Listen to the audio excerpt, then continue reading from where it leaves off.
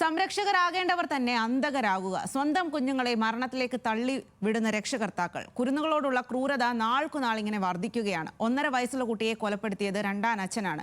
കൊല്ലത്ത് സ്വന്തം ചോരയോട് പിതാവിന്റെ ക്രൂരത. തിളച്ച കഞ്ഞിവെള്ളം ഒഴിച്ച് 10 വയസ്സുകാരനെ പൊള്ളലേൽപ്പിച്ചു. നിയമത്തിന് ബലമില്ലാതാകുമ്പോൾ നിയമം കയ്യിലെടുക്കുന്ന നാട്ടുകാരെ നമ്മൾ കണ്ടു. സമൂഹത്തിന്റെ പ്രതികരണം സ്വാഭാവികമാണ്. ദൈവത്തിന്റെ സ്വന്തം നാട്ടിൽ കുരുന്നുകളുടെ ജീവൻ ഒരു വിലയും ഇല്ലാതാകുന്നു. എന്തൊരു നാടാണിത്! കുഞ്ഞുങ്ങളെ ഉപദ്രവിക്കുന്നവർക്ക് തക്കതായ ശിക്ഷ കൊടുക്കണം. പൊതുജനം ഇങ്ങനെയൊക്കെയാണ് പ്രതികരിക്കുന്നത്. എന്താണ് ഇക്കാര്യത്തിൽ സാധാരണക്കാർക്ക് പറയാനുള്ളത് എന്ന് കേൾക്കാം.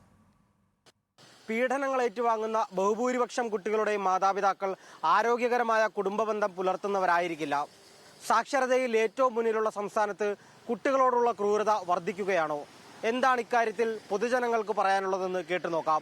സ്വന്തം കുഞ്ഞുങ്ങളെ ആരും അങ്ങനെ ചെയ്യത്തില്ല. രണ്ടാനച്ഛനും രണ്ടാനമ്മയും വരുമ്പോഴാണ് അവരെ ഒഴിവാക്കിയിട്ട് വേറെ കുഞ്ഞുങ്ങൾ ഉണ്ടാവുക, അല്ലെങ്കിൽ അങ്ങനെ രീതിയിൽ എടുക്കുന്ന രീതിയിലാണ് ഇപ്പോൾ സംഭവങ്ങൾ. നിയമം പോലെ നിയമ വഴിക്ക് പോകണം. നിയമം എന്താണ്, നിയമത്തിൻ്റെ വഴിക്ക് പോകണം. കുഞ്ഞുങ്ങളല്ലേ, നമുക്കൊക്കെ ഒരുപാട് സങ്കടമുണ്ട്. ഞങ്ങളൊക്കെ ഒരുപാട് കരഞ്ഞു. ഞാൻ സത്യം പറഞ്ഞാൽ അത് കണ്ടേച്ചു കേട്ടോ. ഞങ്ങൾക്കും കുഞ്ഞു മോനൊക്കെ ഉണ്ട്. എനിക്ക് കൊച്ചു പിള്ളേരെന്ന് പറഞ്ഞാൽ കൊതി തീരത്തേയില്ല. ഒത്തിരി ഇഷ്ടമാണ് കുഞ്ഞു പിള്ളേരുടെ, ബേബി പിള്ളേരുടെ. അതെന്നാ അതിന് ഇരിക്കുന്നവർ അതിൻ്റെ എന്താന്ന് ചെയ്യണം. കുഞ്ഞിനെ എന്താ ചെയ്തത് അത് അന്വേഷിച്ച് എന്നാന്നാ ചെയ്യുക. നമ്മളെന്താ പറയുക, നമുക്ക് സങ്കടമുണ്ട്, ഒരുപാട് സങ്കടം. അതിഭയങ്കരമായൊരു സംഭവമാണ്. അതൊരിക്കലും അംഗീകരിക്കാൻ പറ്റത്തില്ല. രണ്ടാനച്ഛനായാലും അല്ലെ ആ കുഞ്ഞിനെ വേറെ ആർക്കെങ്കിലും അനാഥാലയത്തിൽ കൊടുക്കണമായിരുന്നു. അതിനെ അത്രയും ക്രൂരമായി മർദ്ദിച്ച് കൊന്നേച്ച് അവനും കൂടെ സൂചിച്ച് ജീവിക്കാന്ന് പറഞ്ഞാൽ അതൊക്കെ ലോകത്ത് നടക്കുന്ന കാര്യമാണ്. അതൊക്കെ അങ്ങ് യു.പിയിലൊക്കെ പണ്ട് നടക്കുമായിരുന്നു. അതിപ്പോൾ കേരളത്തിലോട്ട് ആയിക്കൊണ്ടിരിക്കുക. മുമ്പ് നടന്നതിനൊന്നും തക്കതായ ശിക്ഷ കൊടുത്തിട്ടില്ല. അതുകൊണ്ടാണ് ഇപ്പോഴും ഇങ്ങനെ സംഭവിക്കുന്നത്. ഇതിന് മുമ്പ് ഇതുപോലെ കൊടുത്തിരുന്ന ഒരു ഇത് സംഭവിക്കുകയല്ല.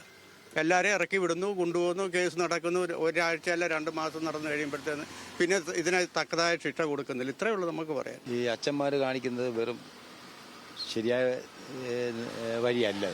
കാരണം വേണ്ടെങ്കിൽ അവർക്ക് വേണ്ടെന്നല്ല ആ കുഞ്ഞ് കൊല്ലേണ്ട കാര്യമില്ല. അത് പിന്നെ അവരാക്കെങ്കിലും വളർത്താൻ കൊടുക്കുക. എൻ്റെ അഭിപ്രായം അത് കടമാനം വേദനിപ്പിക്കുന്നതാണ്. ഇതിനെപ്പറ്റി മറ്റുള്ള രക്ഷകർത്താക്കളും മറ്റുള്ള ആൾക്കാർ കേൾക്കുമ്പം ഇത് ഭയങ്കരമായിട്ട് ഇത് കൂടിക്കൂടി വരുന്നതാണ് ഓരോരുത്തർ. അതിന് നടപടി എടുക്കുന്നുള്ള പറയുന്നുണ്ടെങ്കിൽ തന്നെയും നടപടി എടുത്തേ പറ്റൂ.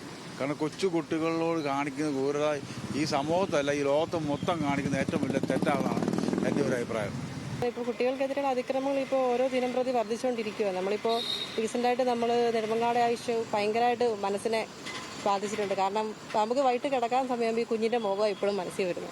കാരണം അത് കാണുമ്പോൾ നമുക്കറിയത്തില്ല, ഒരു വല്ലാത്തൊരു വിഷമമാണ്. നമ്മുടെ ഒരു കുഞ്ഞെന്നുള്ളൊരു ഫീല് നമുക്ക് തോന്നിക്കൊണ്ടിരിക്കുക ഓരോ ദിവസവും. ഇനി ഒരു കുഞ്ഞുങ്ങൾക്ക് നേരെ ഇതുപോലെ അതിക്രമങ്ങൾ വരാതിരിക്കട്ടെ എന്ന് നമ്മൾ മാക്സിമം ആഗ്രഹിക്കുന്നു, പ്രാർത്ഥിക്കുന്നു. അതിനുള്ള ശക്തമായൊരു നടപടി എന്തായാലും സർക്കാർ എടുക്കണമെന്ന് തന്നെയാണ് ഞങ്ങളുടെ എല്ലാവരുടെയും ആഗ്രഹം. എല്ലാവരും ഒരേപോലെ അത് തന്നെയാണ് ആഗ്രഹിക്കുന്നത്. സർക്കാർ നല്ല അതിനൊക്കെ ശിക്ഷ കൊടുക്കണം. നമ്മുടെ ഗൾഫ് നാട്ടിലുള്ള പോലെ ഇങ്ങനെയുള്ള പ്രശ്നങ്ങൾക്ക് ഇപ്പം തന്നെ സഡനായിട്ടുള്ള ആക്ഷൻ ഉണ്ടാകണം. കോടതി അവർക്ക് വേണ്ട നല്ല ശിക്ഷ കൊടുക്കുക എന്നുള്ളത് മാത്രമേ ഉള്ളൂ. കുഞ്ഞുങ്ങളെ സംരക്ഷിക്കേണ്ടവരുടെ മാതാപിതാക്കൾ തന്നെയല്ലേ, അവർ തന്നെയാണ് ഈ ക്രൂരകൃത്യങ്ങൾ ചെയ്യുന്നത്. സ്നേഹമില്ലായ്മ തന്നെയായിരിക്കും. നമ്മൾ വീട്ടിലിരുന്ന് നോക്കിയാലല്ലേ ഉള്ളൂ പിള്ളേർ രക്ഷപ്പെടത്തുള്ളൂ. ഇപ്പോൾ എത്ര നിയമം കൊണ്ടെന്ന് പറഞ്ഞാലും അകത്ത് എന്താ നടക്കുന്നത് നമുക്ക് മനസ്സിലാകത്തില്ല.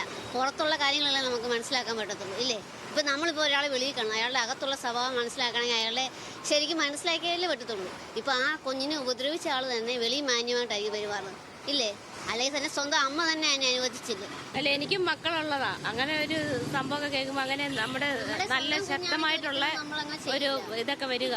കുഞ്ഞുങ്ങളെ ഉപദ്രവിക്കാതിരിക്കാൻ വേണ്ടിയിട്ടുള്ള ശക്തമായ നടപടികൾ എടുക്കുക, അതേ ഉള്ളൂ. അല്ല ഇപ്പോഴത്തെ നിയമ സംവിധാനമൊക്കെ വെച്ചിട്ട് ഒന്നും ചെയ്യാനില്ല. കാരണം അവർക്ക് സുഖമായിട്ട് അതിൻ്റെ അകത്ത് കഴിയുന്നു, അതേ ഉള്ളൂ. കൗൺസിലിങ്ങിന് വിടുക എന്നേ ഉള്ളൂ. പാരൻസിൻ്റെ കൗൺസിലിംഗ് കൊടുക്കുക.